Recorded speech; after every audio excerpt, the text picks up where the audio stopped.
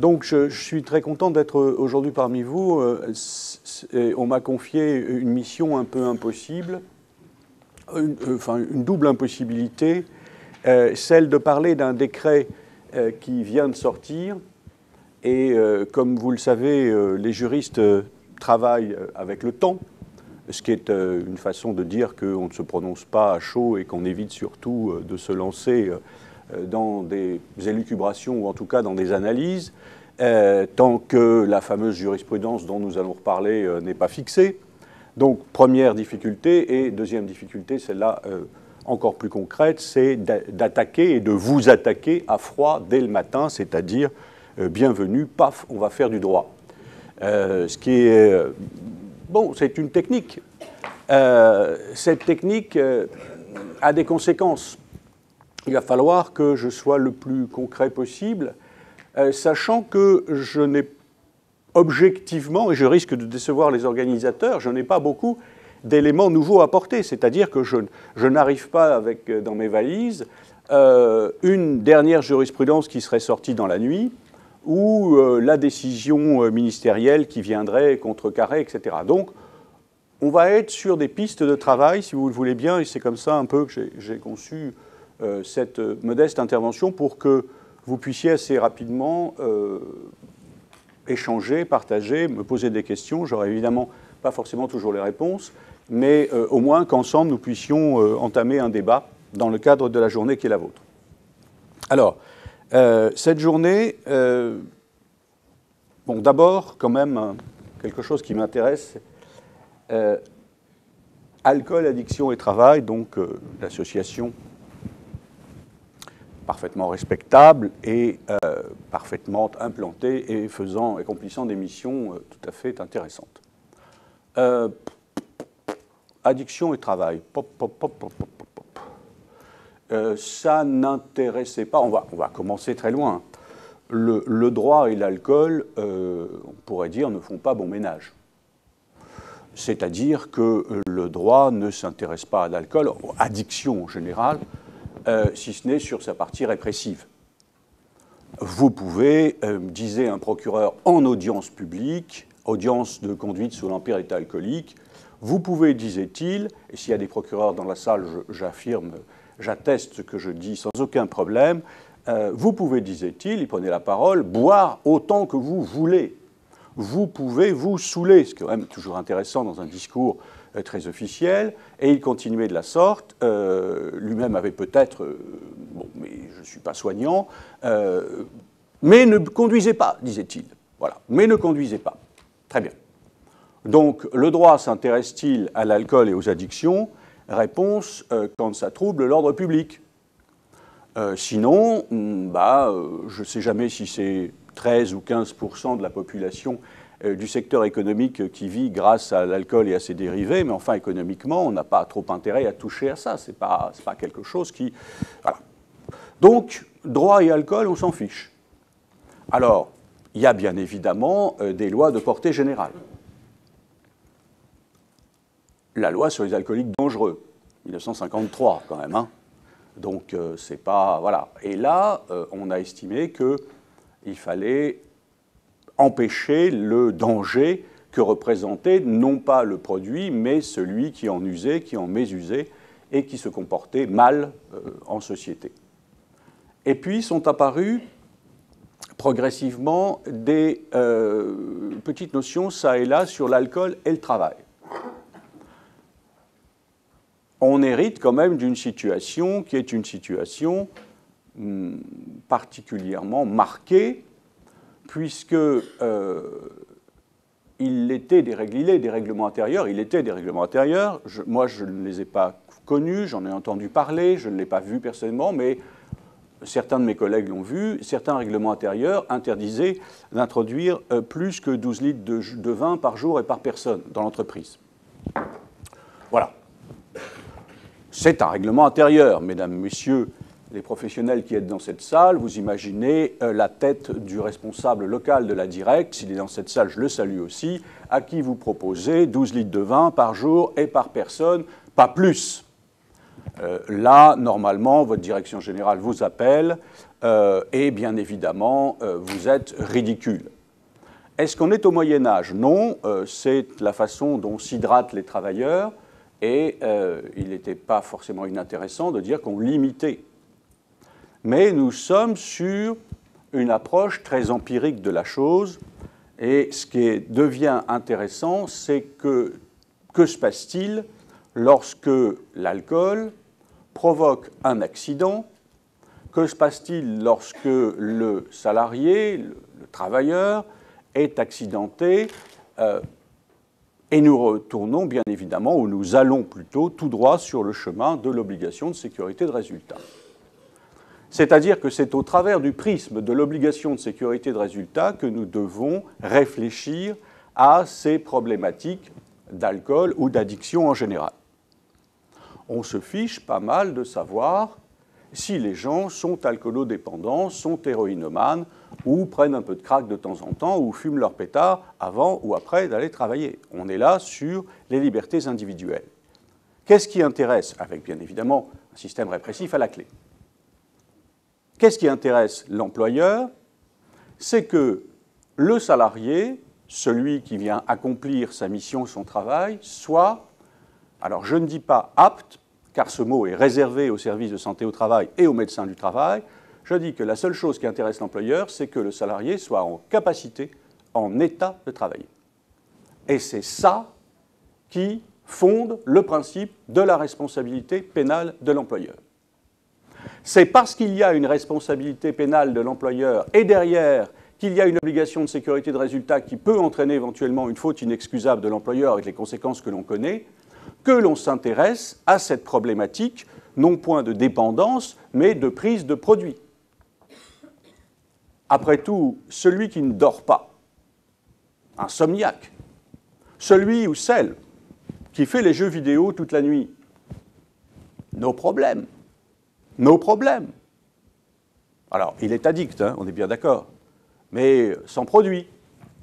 Celui ou celle qui serait addict, alors il y a des choses dont on ne parle pas parce qu'elles n'existent pas, mais au sexe, nos problèmes.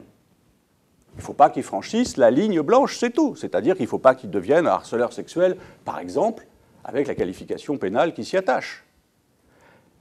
Ce qui est amusant dans l'approche, c'est que d'un seul coup, on va s'emparer d'un produit et on va dire, ce produit-là, l'employeur a la possibilité de légiférer dessus.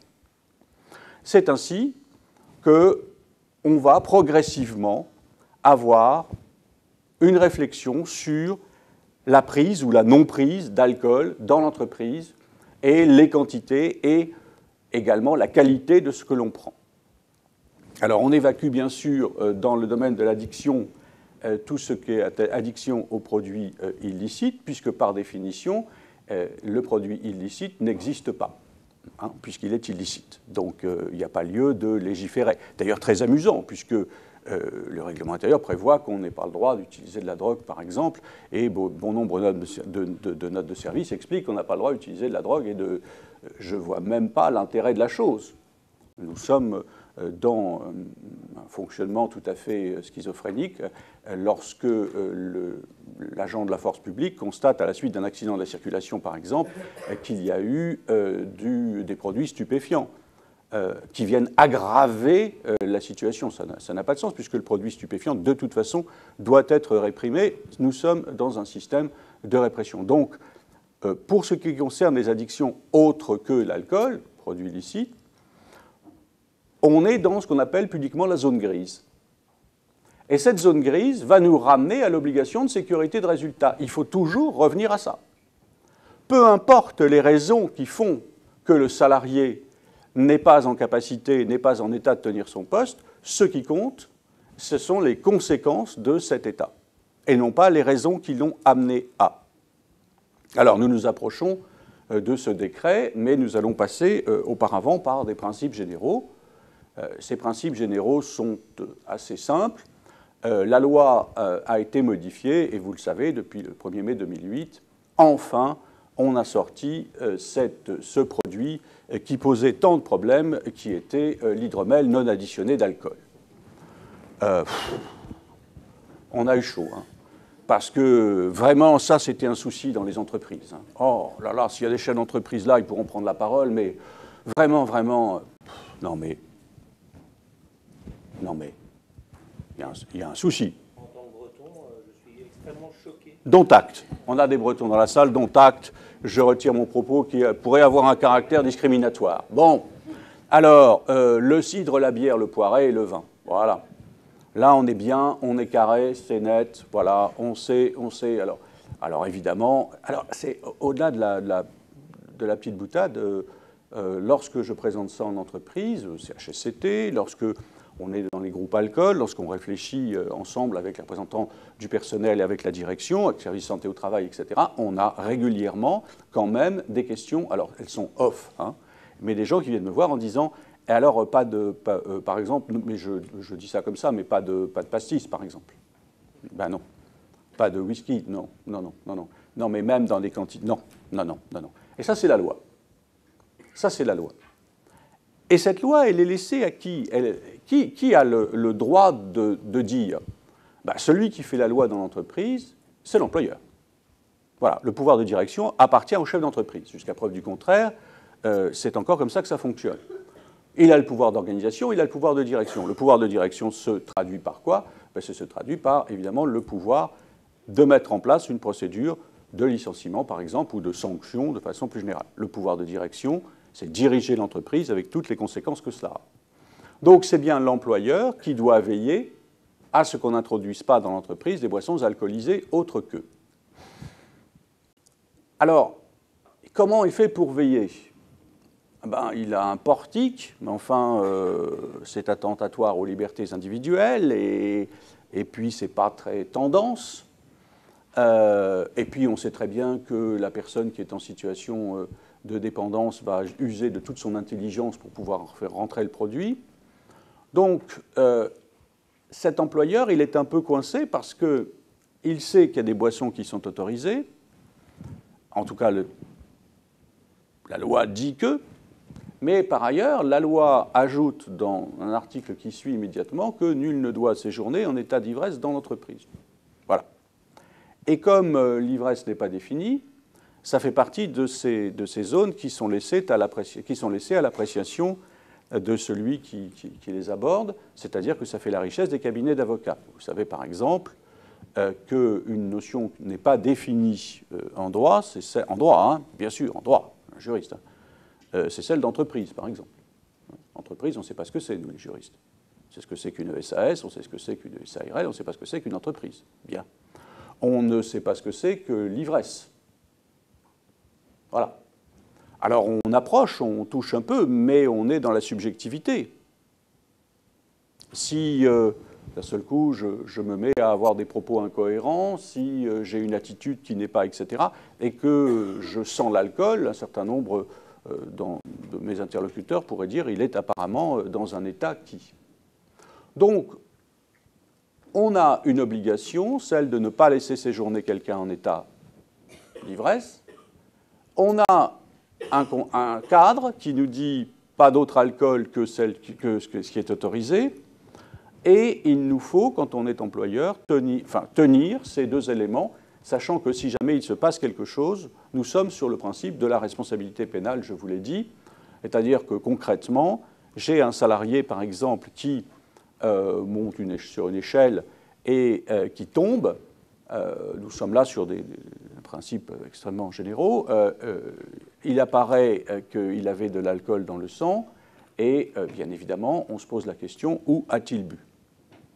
Si l'affaire est assez importante, une enquête a lieu, s'il y a des conséquences physiques graves, par exemple, une enquête a lieu, elle est confiée aux officiers de police judiciaire, les OPJ interrogent les collègues et on demande comment cela a été possible que ce malheureux ait raté la marche ou soit tombé d'aussi haut. Et dans l'interrogatoire, bien évidemment, l'OPJ va dire il avait de l'alcool en plus. Et là, la fête est finie. Les personnes interrogées, quelles qu'elles soient, parce que le métier de l'OPJ, c'est quand même pas forcément de se contenter de ce qu'on lui dit a priori, mais d'aller gratter un petit peu plus loin. L'officier de police judiciaire, il est payé pour ça. Et dans l'interrogatoire, on a quelqu'un qui va dire « Ah, je m'en doutais. Ça, vous savez, ah, ça fait longtemps qu'on craint qu'il se passe quelque chose. Ah bon? Vous aviez un souci? Ah bah, vous savez, alors j'ai toujours, chez mon personnage fétiche, je l'appelle pour les besoins de ma démonstration Bébert. Si d'aucun d'entre vous s'appelle Hubert ou Albert, n'y voyez là aucune malice. Hein. Je parle de Bébert, qui est pour moi l'archétype de... Ah ben c'est Bébert, monsieur l'agent.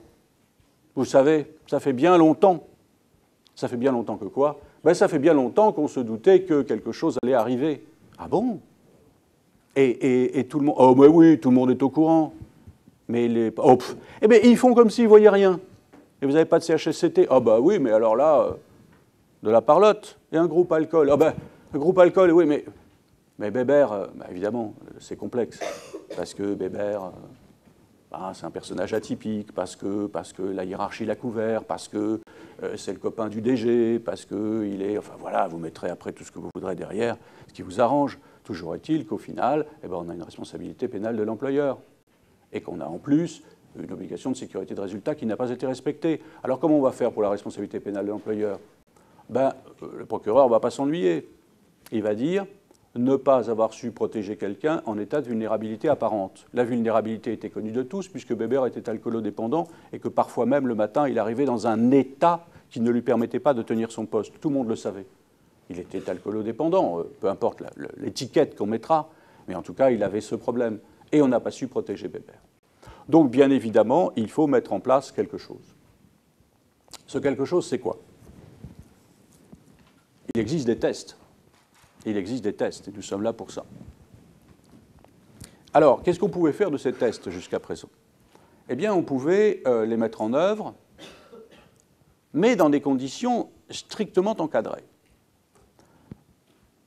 Il fallait que ce soit prévu dans le règlement intérieur, il fallait qu'il y ait une contestation possible, et surtout est apparue cette notion tout à fait étrange, quand on s'y arrête un petit moment, de poste à risque.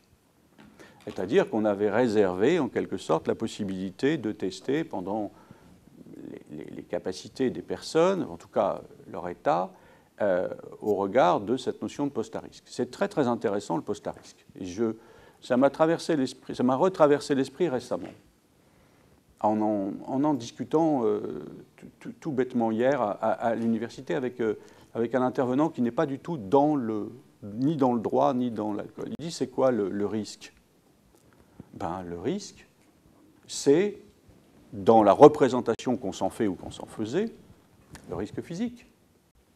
C'est-à-dire, c'est le conducteur de machine.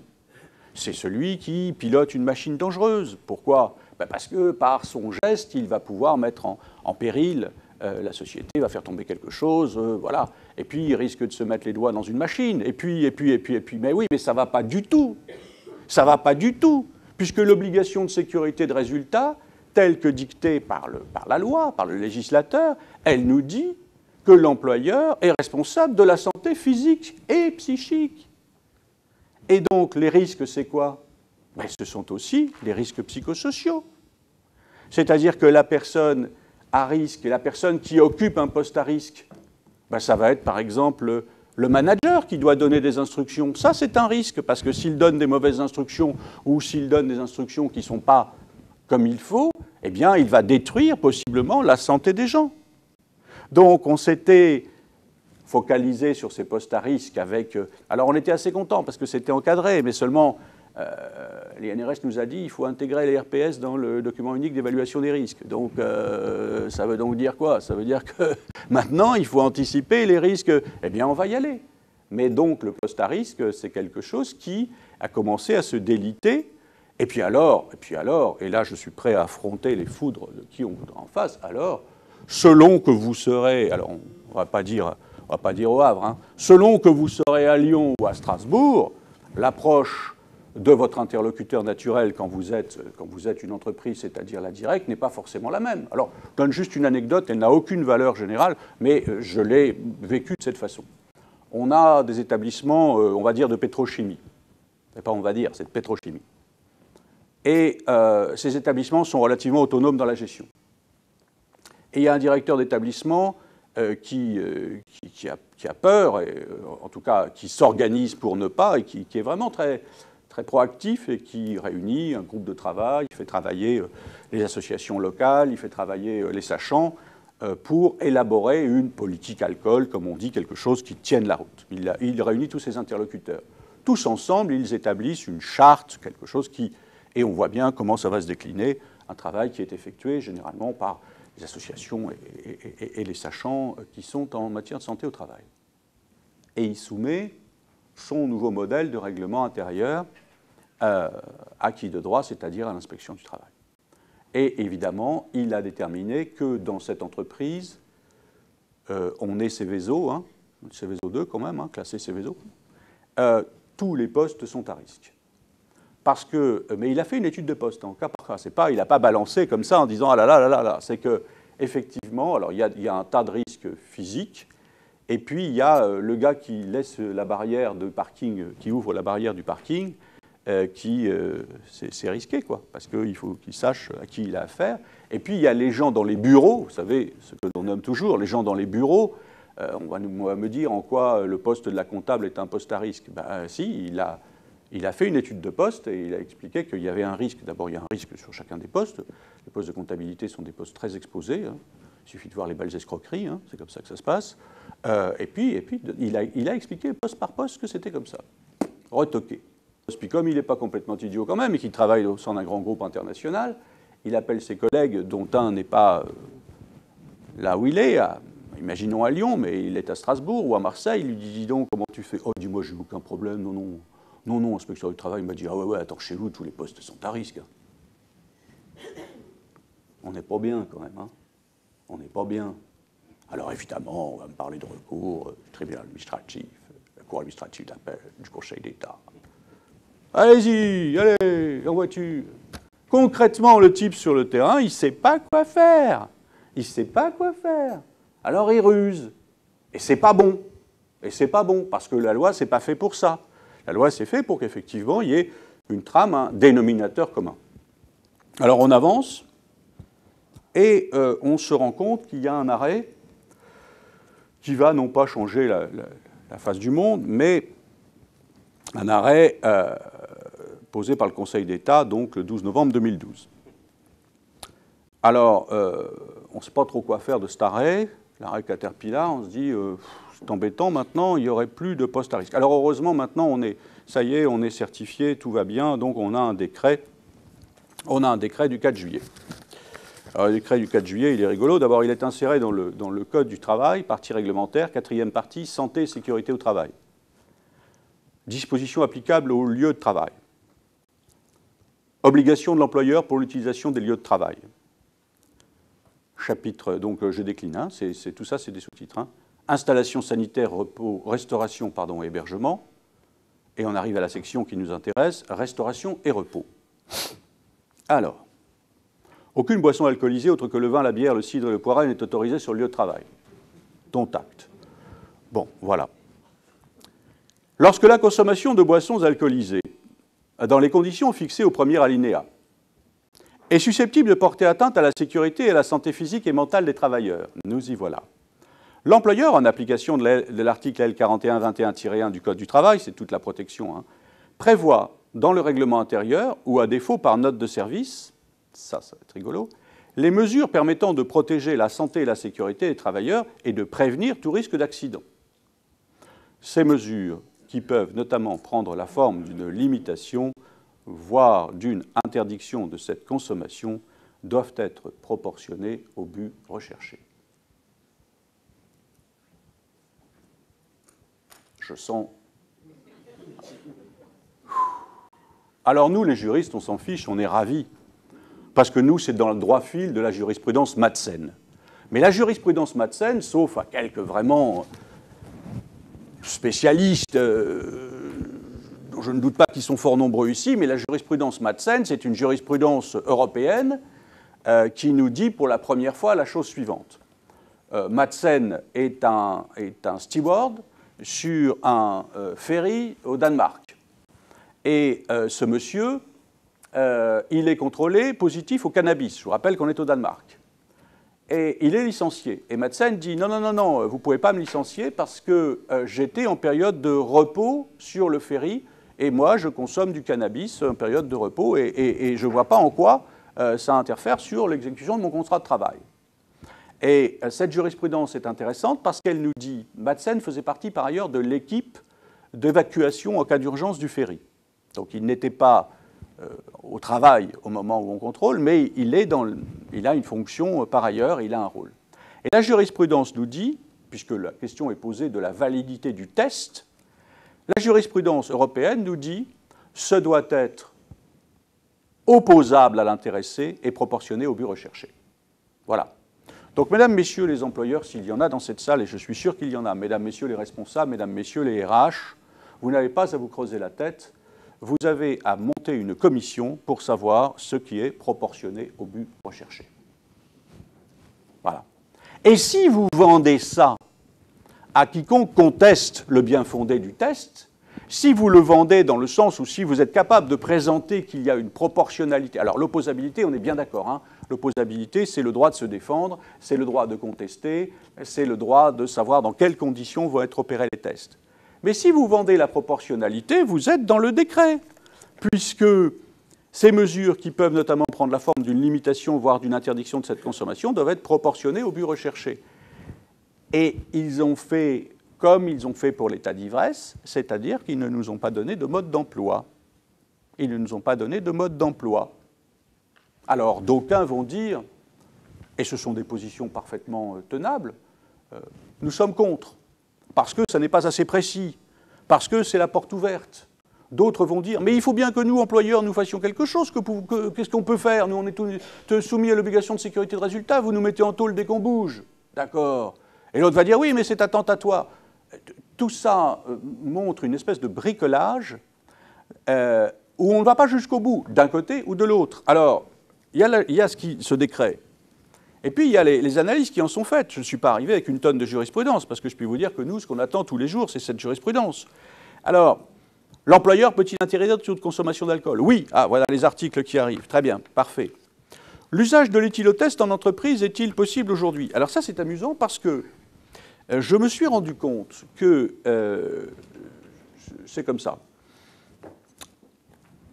La page d'accueil de mon truc, là, de mon Internet, là, quand je vais dessus, j'ai mis le monde, parce que je suis parti d'une génération, voilà, pas toujours terrible, mais j'ai mis le monde. Bon, alors voilà. Alors je regarde ce qu'il y a, je regarde qui est vainqueur du scrutin, machin, etc., puis je regarde ce qui m'intéresse. Et là, je vois un article l'autre jour, 12/11/2014, 17h12, l'usage de l'éthylotest en entreprise est aujourd'hui possible. Très bien. L'employeur étant débité d'une obligation de sécurité de résultat et sa faute inexcusable aux conséquences financières importantes pouvant être retenues en cas d'accident, les entreprises cherchent à prévenir les risques professionnels liés à ces addictions. Très bien. Cette prévention passe par la mise en place d'actions de sensibilisation. Ouf. Mais ça ne suffit sans doute pas. Eh oui. Lorsque l'employeur entend sérieusement prévenir la présence sur le lieu de travail de salariés sous l'emprise de l'alcool ou de la drogue, il doit pouvoir détecter ces situations en ayant recours à des tests de dépistage.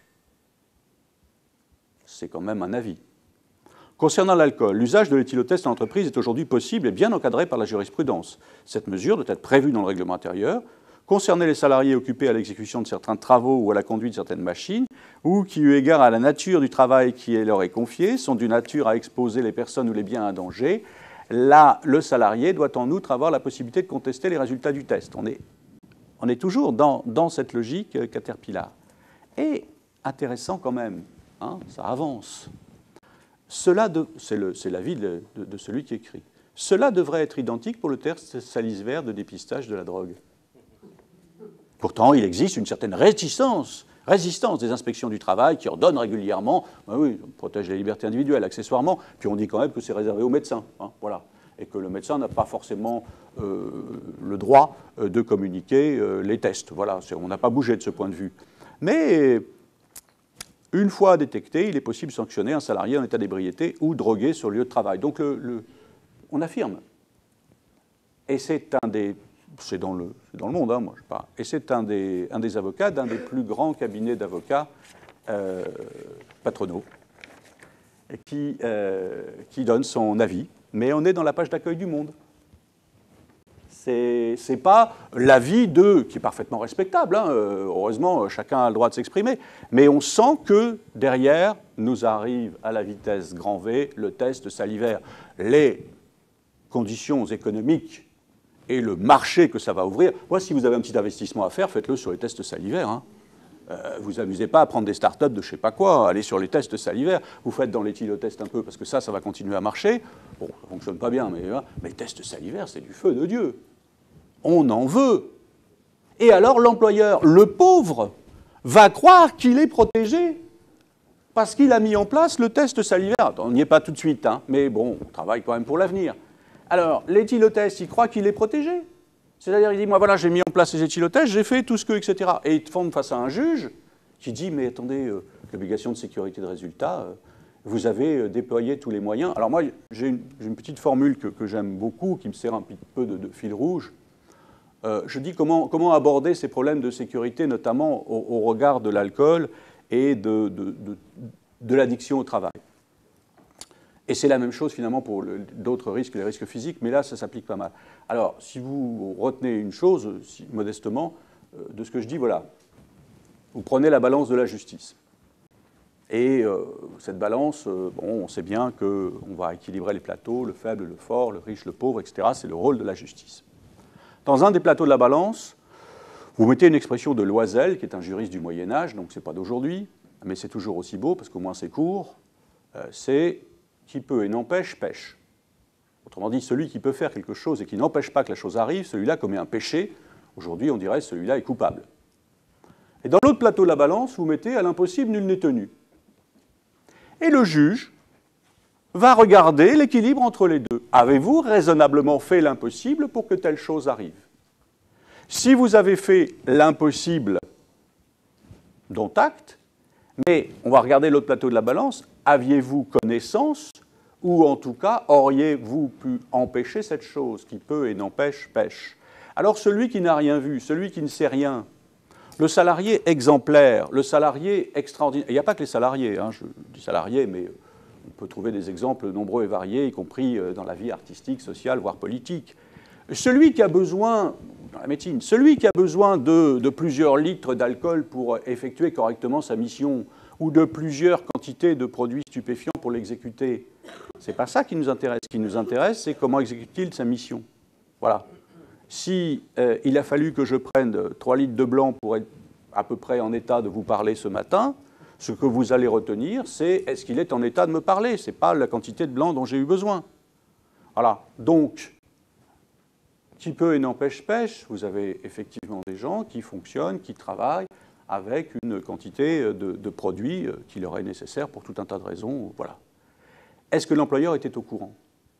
Et c'est bien là la difficulté. C'est que le rôle de l'employeur, c'est non seulement de veiller à l'exécution du contrat de travail de ses salariés, mais c'est de veiller à ce que ce contrat de travail s'exécute en sécurité, ce dont il est débiteur. Donc, étant débiteur de l'obligation de sécurité, il doit mettre en place ce qu'il faut pour. Et la loi dit « débrouille-toi » dès lors que c'est proportionné au but recherché et que c'est opposable. Alors, je termine quand même. Dans un autre article d'un autre cabinet d'avocats, oui, ça y va sec en ce moment, hein, les cabinets d'avocats. Décret du 1er juillet 2014 sur l'alcool au bureau attend encore le droit d'organiser un pot avec des bulles au bureau. Donc, en 2012, une décision du Conseil d'État a renforcé la possibilité de boire au travail. La haute juridiction administrative s'était alors prononcée sur le cas de la société Caterpillar, qui avait interdit dans son règlement intérieur toute consommation d'alcool, y compris dans les cafétérias, au moment des repas, pendant toutes les autres manifestations organisées en dehors des repas. Donnant raison au comité d'entreprise qui contestait cette modalité, elle avait jugé que l'employeur devait apporter des éléments caractérisant l'existence d'une situation de danger ou de risque, l'interdiction ne pouvant être générale et absolue. À l'époque, cette décision avait été perçue par de nombreux employeurs, notamment dans les secteurs de l'industrie et du bâtiment, comme ne leur permettant pas de mener une politique efficace de prévention des dangers et les plaçant par conséquent dans l'incapacité de respecter l'obligation de sécurité qui leur incombe. Cela a incité le gouvernement à prendre le 1er juillet un décret modifiant le Code du travail. Le décret précise toutefois que les interdictions doivent être proportionnées. Cette notion de proportionnalité ouvrant voie à un champ d'interprétation très large les juridictions pourraient de nouveau décider qu'il est interdit d'interdire. Nous sommes donc dans l'attente de jurisprudence. Mesdames, Messieurs, le juge du fond est souverain, le juge va décider, il va décider si dans les faits de la cause c'est proportionné. Autrement dit, on va monter jusqu'à la Cour de casse, voire même jusqu'à l'Europe. On aura fait beaucoup de bruit pour rien. Il va falloir maintenant qu'on me dise ce que concrètement on peut faire ou ne pas faire pour respecter les libertés individuelles et pour veiller à l'obligation de sécurité de résultat. Moi, je suis ravi du décret du 4 juillet, mais franchement, dans la grande série « Parler pour ne rien dire », voilà peut-être quelque chose qu'on aurait pu économiser.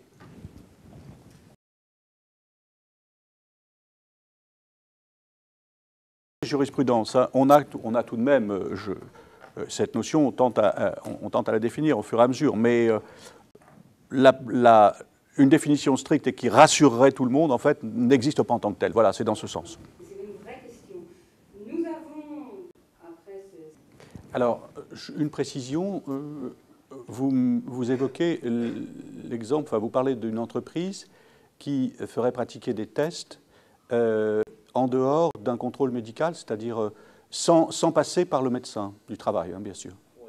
Oui. Alors, voilà. Alors, ma position, elle est très claire par rapport à ça. Si je suis en face, c'est totalement illicite. Point barre. C'est-à-dire que jusqu'au jour d'aujourd'hui, il appartient au pouvoir public de mettre en œuvre les tests qui sont... voilà. Alors, il y a des dérogations à la matière sur certaines entreprises bien spécialisées, notamment sur le recrutement dans le transport, etc., dans lesquels on a des décrets qui sont dérogatoires et qui permettent ce genre de choses, mais ce sont des décrets qui permettent de faire tester et de donner aux médecins le pouvoir de dire cette personne est en capacité de tenir son poste, apte ou non. Hein, ça se limite à ça. Pour l'instant, c'est le médecin, lui et lui seul, qui peut faire quelque chose. Les autorités ont bien sûr compétence, l'officier de police judiciaire à relever, bien sûr, un test, enfin à faire un test, hein, c'est son métier, mais en aucun cas l'employeur. En aucun cas. Alors c'est un débat, on sait que dans la décennie qui vient, ça va être un enjeu terrible. Je comprends bien hein, la problématique des entreprises, je ne suis pas naïf non plus, et je vois bien que ne rien faire, quelque part, est coupable, mais non.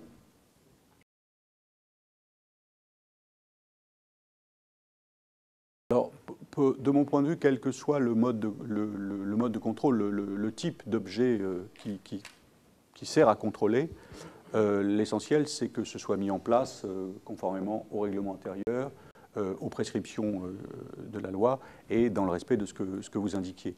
Maintenant, je vais peut-être ouvrir un champ et une question. Je vais le faire en matière de provocation parce que le matin tôt, il faut commencer par là. Pour moi, ça ne sert à rien. Voilà. Pour moi, je suis de l'ancienne école, c'est-à-dire que pour moi, l'employeur a le pouvoir de direction et d'organisation. Bien. Dans le pouvoir de direction, il dispose, c'est lui qui est responsable hein, pénalement. C'est l'employeur qui va en tôle, hein, donc il ne faut pas raconter d'histoire. Bon, il ne va pas beaucoup, je suis d'accord avec vous. Non, mais il n'y va pas beaucoup, pourquoi? Parce qu'à la 31e chambre, à Paris notamment, une chambre spécialisée en droit pénal du travail, la présidente dit, quand je m'étonne un petit peu qu'un voleur de scooter prenne 6 mois ferme et un employeur prenne une semaine avec sursis, elle me dit, oui, mais ces gens-là, ils se lèvent le matin pour travailler. Donc il y a une espèce de bienveillance qui règne, voilà. Bon. L'employeur est responsable de la santé et la sécurité. S'il met en place des tests, c'est bien, il faut que ce soit conforme à la loi et ça veut dire quelque chose. Mais ça veut dire pour moi qu'il y a une réflexion par rapport à ce qui se passe réellement dans l'entreprise au regard de la prise de produits, enfin d'alcool. Mais ça ne sert à rien. Pourquoi? Parce que je suis de l'ancienne école, vous disais-je, et pour moi, l'employeur, avec son pouvoir de direction, il a la possibilité de déléguer ses pouvoirs dans le cadre de la délégation de pouvoir, nous le savons. La délégation de pouvoir, c'est quoi? C'est pas un bout de papier, c'est 3 choses, c'est la compétence, l'autorité et les moyens. Je ne vais pas faire un cours de droit, mais ce qui me semble le plus important dans le cas d'espèce, c'est ce qu'on appelle l'autorité. L'employeur a l'autorité. L'autorité, ça veut dire 2 choses, ça veut dire le lien de subordination, donc pas d'autorité à l'égard des sous-traitants, au sens juridique du terme, hein, bien sûr, et lien de subordination et pouvoir de sanctionner. Ça veut dire que je prends un salarié et je lui dis, mon cher ami, vous n'êtes pas en état de travailler. Bien sûr, hors toute discrimination, hein, on est bien d'accord, je suis dans... voilà. Pour éviter toute discrimination et pour ne pas seulement y penser un court instant, je suis dans le factuel. Et je dis à ce salarié, vous qui conduisez telle machine, vous n'avez pas pu monter sur la machine parce que vous glissez, ça fait 2 fois que je le remarque. Vous êtes au contact des clients, vous avez mal répondu à monsieur un tel ou à madame une telle. Alors le salarié me dit, oui, mais en ce moment j'ai mal aux jambes, oui, mais en ce moment le client m'énerve, etc., etc. Très bien. Je lui dis, pour moi, vous n'êtes pas en capacité de tenir votre poste, pour des raisons que je n'ai pas à connaître. Vous avez peut-être un problème de santé, et dans ce cas, je vous renvoie sur la médecine du travail, je vous renvoie sur les services de santé au travail, qui, eux, pourront dire si vous avez mal aux jambes pour monter sur l'objet, ou si vous êtes stressé parce que les clients vous agressent.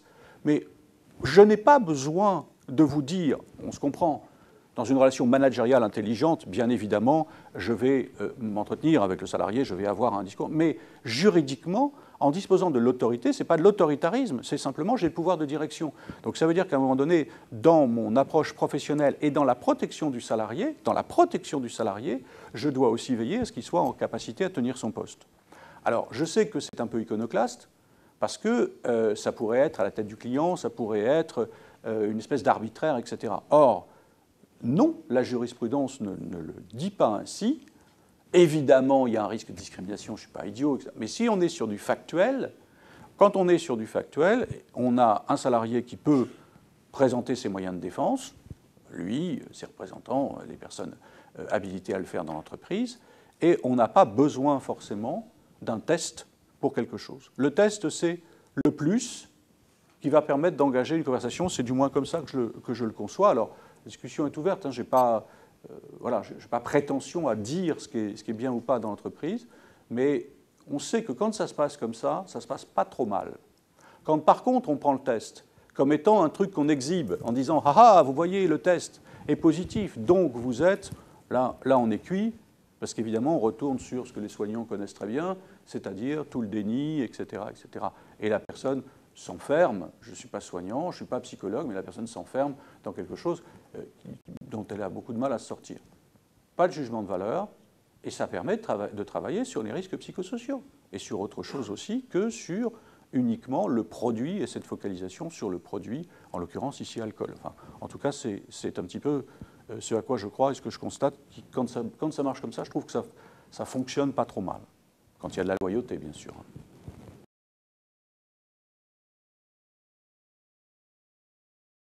On trace. Oui. On trace. C'est-à-dire que, disposant du pouvoir d'organisation et disposant de l'autorité, il appartient à l'employeur, en toute loyauté, toujours en termes, hein, si on prend l'arrêt Madsen, c'est-à-dire si on prend l'opposabilité, de dire aux salariés vous n'avez pas pu exécuter correctement votre mission. Et je vous dis quand, quoi, comment, de quelle façon. Alors évidemment, il y a toute une gradation. Le pauvre gars qui vient d'apprendre un événement familial ou qui a des soucis, etc., et qui ne réussit pas à accomplir une manœuvre correctement, on va pas le fusiller. Enfin voilà, il y a cette proportionnalité qui doit rester. Mais tracer signifie pouvoir donner à la personne les moyens de s'opposer à cela, en disant non, c'est pas vrai, monsieur un tel qui vous a dit que je ne pouvais pas faire ça, il m'en veut, et j'ai le droit de me défendre. On trace, et à partir de là, on a un dossier qui, lorsqu'on est devant une juridiction, puisque là, moi, c'est là où j'aboutis, le juge doit être en capacité de voir si on a respecté ces 2 critères que je vous indiquais. Alors, j'ai conscience que dans la vraie vie, avec les vrais gens, c'est compliqué.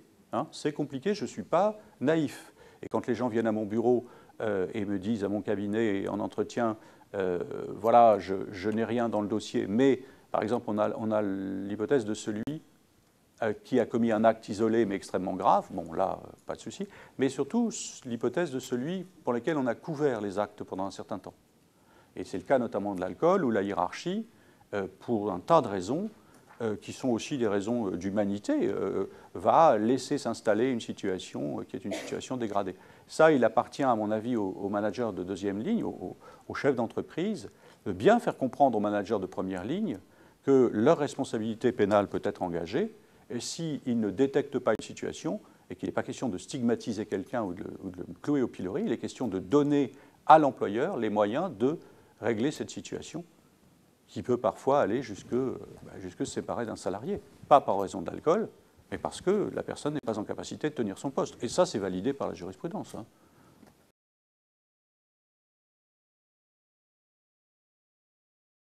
Ah bah c'est un débat qui anime les nuits blanches qui sont très excitantes chez les juristes, vous savez.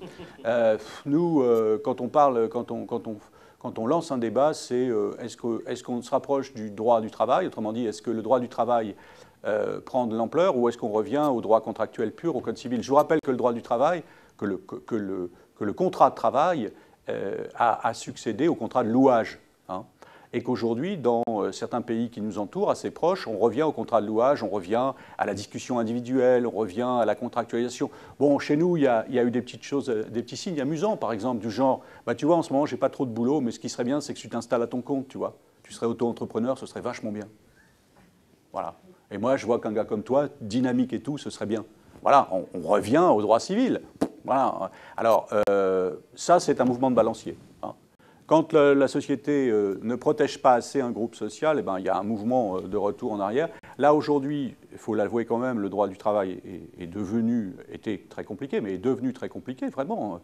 Je regardais hier ce que pensaient la CGPME au regard des difficultés de la loi pénibilité, et je comprends que l'enfer étant pavé de bonnes intentions, quand on a mis en place cette loi pénibilité, c'est, et je l'ai défendu, quelque chose d'extrêmement sain et nécessaire pour les gens, Dieu sait, qui se cassent la tête et qui se cassent les reins, mais en même temps, quand on a une TPE, et il se trouve que j'en ai une, hein, puisque je suis un cabinet d'avocats, bon voilà, il se trouve que ma secrétaire n'est pas dans les conditions de travail de nuit, etc., mais j'imagine qu'une TPE qui tourne et où on a ces fiches pénibilité, voilà, donc le Code du travail ajoute, et dont acte.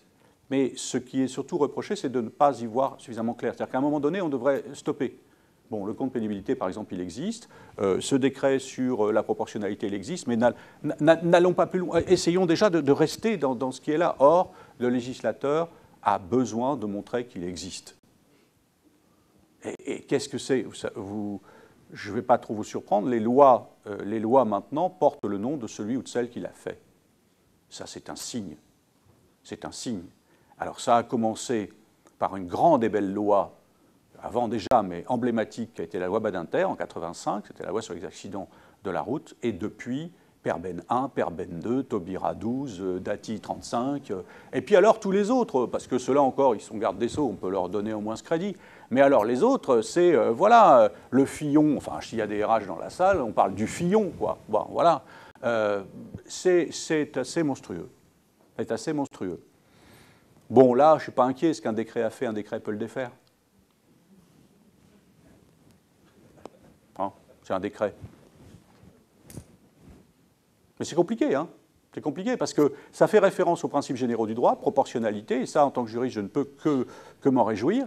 Mais en même temps, dans l'application concrète, et je reviens à votre question initiale, dans la vraie vie, c'est très compliqué. C'est pour ça que je le dis en matière de boutade, mais je pense que les responsables, quels qu'ils soient, les représentants du personnel, les services de santé au travail, les employeurs, doivent réfléchir à cette notion, chez eux bien sûr, de proportionnalité. C'est là-dessus qu'il faut travailler. C'est sur cette notion, qui n'est évidemment pas la même selon que vous êtes sur un bâtiment ou selon que vous êtes dans un secteur informatique ou que sais-je.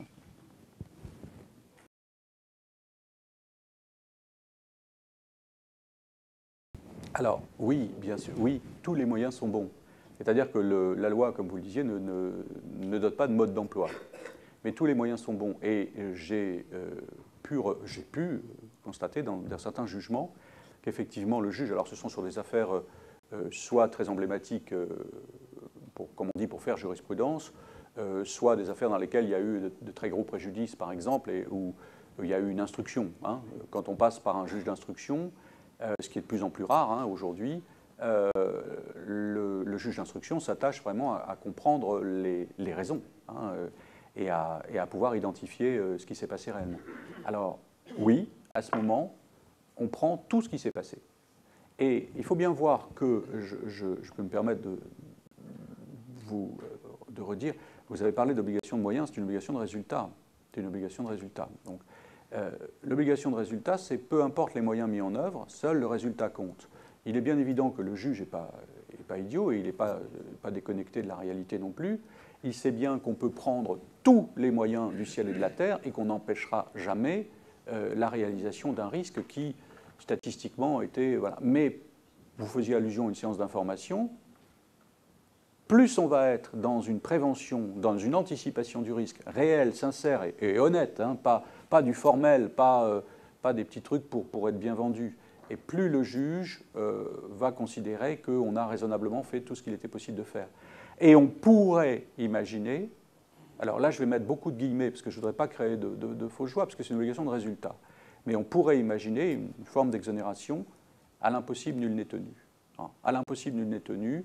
Le juge, dans le débat qui est le sien et dans le partage, lorsqu'on est sur une affaire importante, une collégialité, etc., où on a plusieurs juges, ne va pas être insensible au fait qu'est-ce que l'employeur pouvait faire de plus. Et à un moment donné, il va se rappeler que la loi dit « bah oui, mais c'est une obligation de résultat ». Donc c'est pour ça aussi qu'on va être sur des peines qui peuvent paraître parfois extrêmement modestes au regard de l'accident lui-même, parce qu'il a tout fait. Attention maintenant au caractère médiatique d'une affaire. C'est-à-dire que quand vous avez, pour ne pas les nommer, les grands accidents qui se sont passés, qui ont défrayé la chronique avec des sites qui ont explosé avec des produits chimiques ou avec des navires en mer qui ont causé je ne sais quoi, là, ça échappe à tout le monde. À tout le monde. Et chacun essaie de tirer au mieux pour raconter que les malheureuses victimes, pour raconter quel est leur état, les avocats viennent faire les fanfarons devant les caméras, et le procureur, pour ne pas être en reste, donne un mot. Et tout ça échappe à tout le monde. Donc, à ce moment-là, tout compte. Fondamentalement, ce à quoi je m'attache, moi, en tant qu'avocat, et ce que je dois présenter au juge, à mes clients, c'est la loyauté et la sincérité. C'est-à-dire qu'à partir du moment où j'ai tout fait loyalement, sincèrement, de façon opposable, voilà, j'assume ma condition d'employeur et voilà, je suis responsable. Voilà. Et le tribunal appréciera.